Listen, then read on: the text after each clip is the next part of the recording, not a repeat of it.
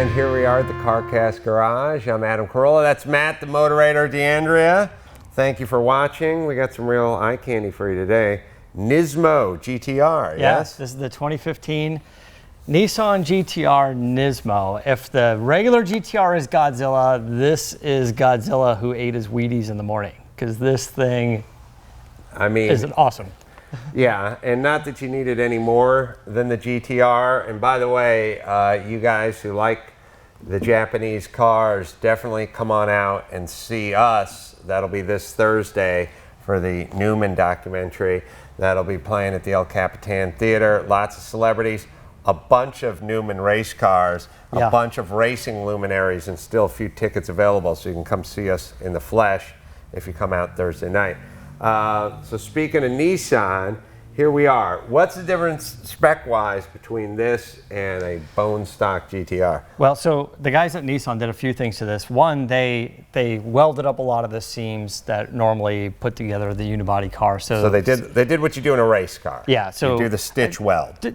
To a point. Overall, the chassis, I think, is roughly about 8% stiffer, as stiffer suspension, the springs and stuff have been changed a little bit, lighter weight wheels, lots of aero on the carbon fiber pieces that you'll see all around the car, the wing, the entire trunk lid is a dry carbon fiber piece. Said dry. Dry. When you go underneath, you'll see that it's a little bit, dry carbon is different than a wet carbon. Wet carbon is laid almost like, and I know it's kind of like a fiberglass, and you put a resin on it. And dry carbon is usually the lighter weight, higher quality version of it.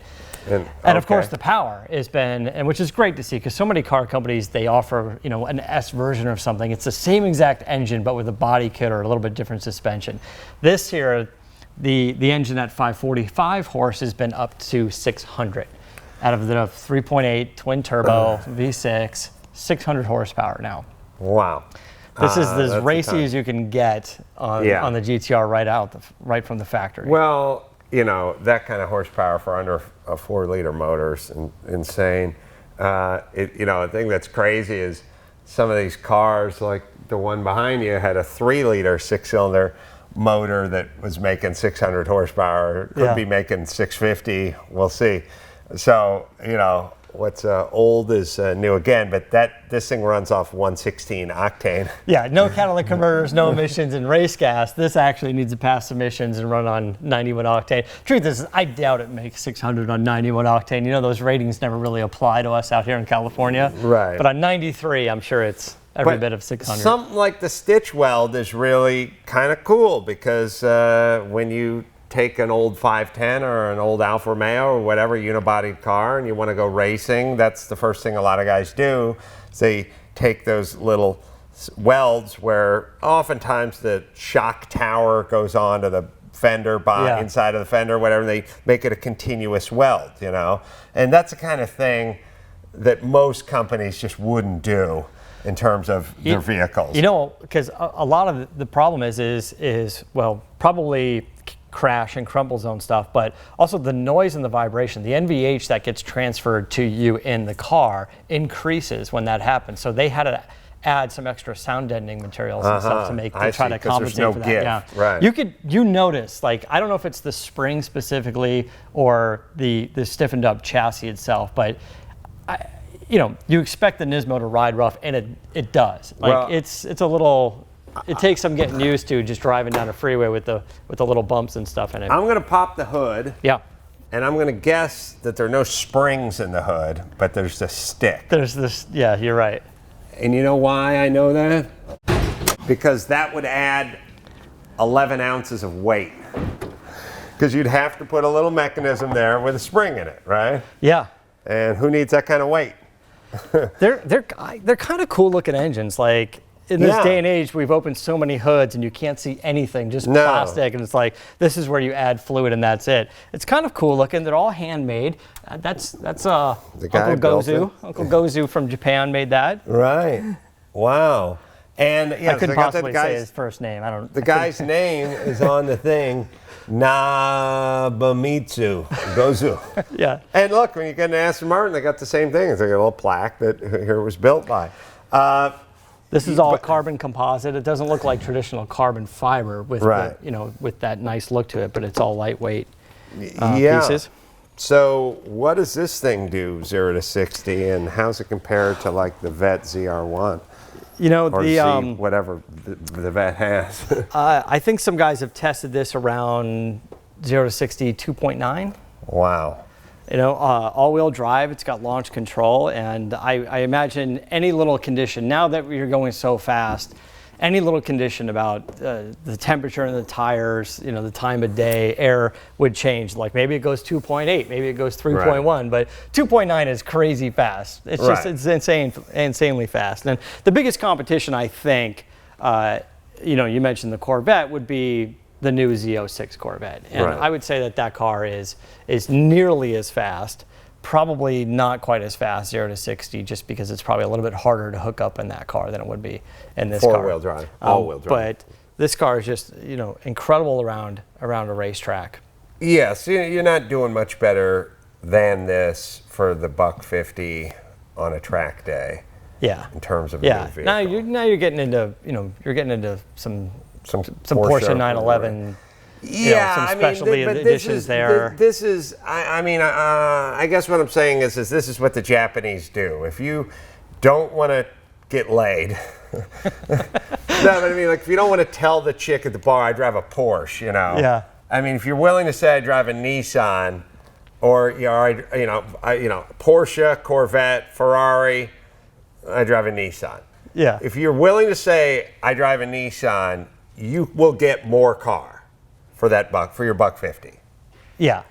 Yeah, absolutely. Like I mean, like you drive this thing down Main Street in Santa Monica, it's always some dude hitting his girlfriend going, "Do you know what that is?" She's like, "A Nissan?" He's like, "No, that's the best Nissan ever.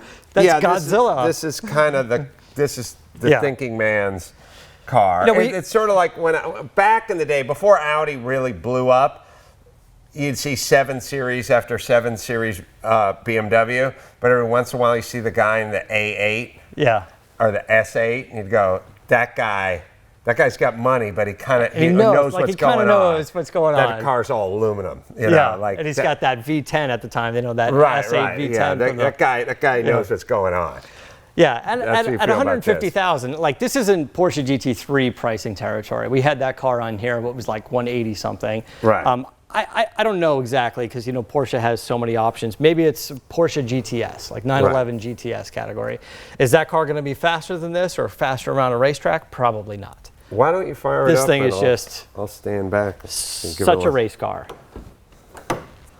Well, it's great. Isn't it great that after all these years of talking about Skyline, where's our Skyline? Finally.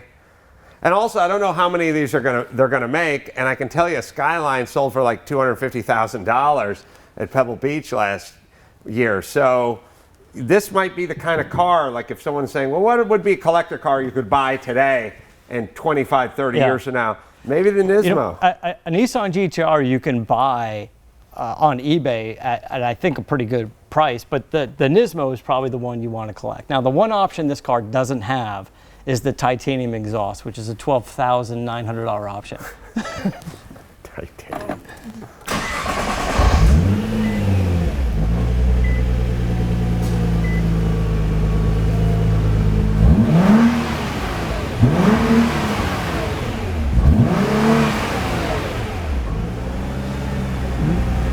It limits, the RPM. Yeah, it limits the RPM when it's cold. It's as much. And I don't know if they come in different color schemes. The red and the black look good. It's as much exhaust as a 6-cylinder could have. I mean, when you go to the back of the car, it's as much exhaust as a 6 could have. All this carbon fiber around here and the red trim and stuff, I think is all exclusive to the Nismo. I've seen the car in black. I've seen when it still had the red stripe and stuff on it. I'm not sure exactly all the colors. I think it's pretty limited. It's probably only available in like 3 or 4 colors, but. Well, it's impressive, and once again, in honor of Datsun, Nissan, Nismo. And is Nismo... Nissan Motorsports. Nismo's Nissan Motorsports. It's not what Alpina is to BMW. No. Because that's kind of a separate thing, and AMG, which I guess Mercedes kind of folded into. Yeah. But this would be more like the M division of BMW or the AMG is to Mercedes now because they were bought by All right, so speaking of Nissan Motorsports, you want to see Nissan Motorsports, you like Japanese cars, you like Paul Newman, 16th, that's out here in LA. Countrywide, 22nd of May. Yeah, select theaters, video on demand, Xbox, iTunes, Amazon, Xbox all Live. over the place. You get the film everywhere. That's when it's going to drop. All right, Matt's going to go out and take the car for a spin.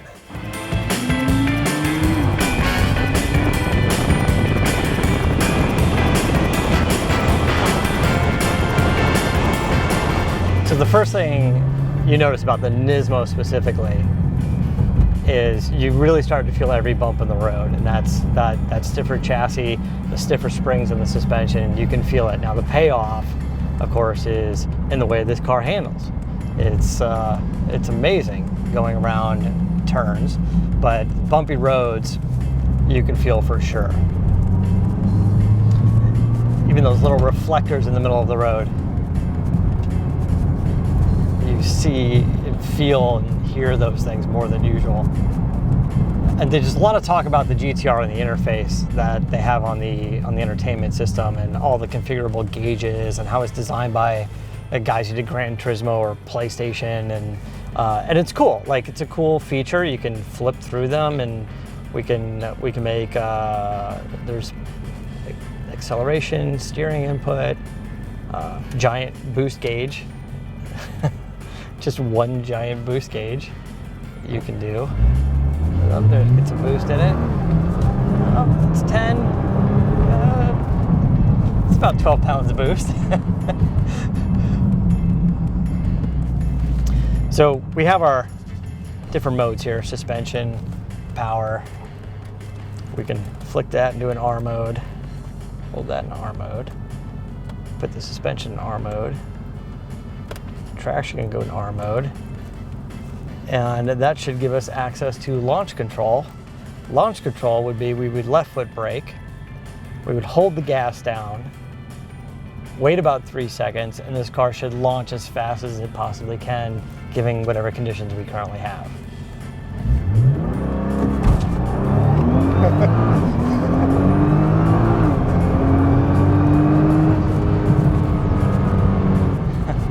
The amount of grip this thing has is insane.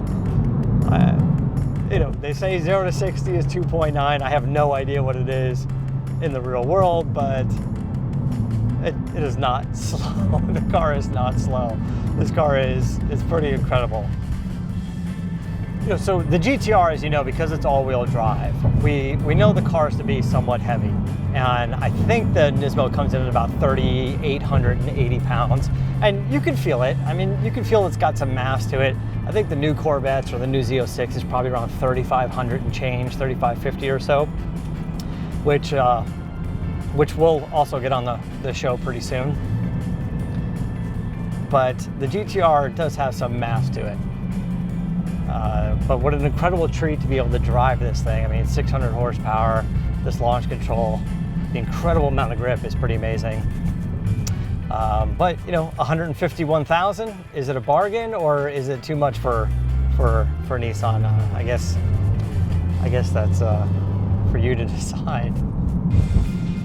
All right, well, there you have it, the 2015 Nissan Nismo. Yeah, the GT-R. GT-R. And if you'd like to see pictures, if you'd like to see video, if you'd like to hear the CarCast, go to carcastshow.com. Until next time, this is Adam Carolla for Matt the Motorator DeAndrea saying keep the air in the spare and the bag in the wheel.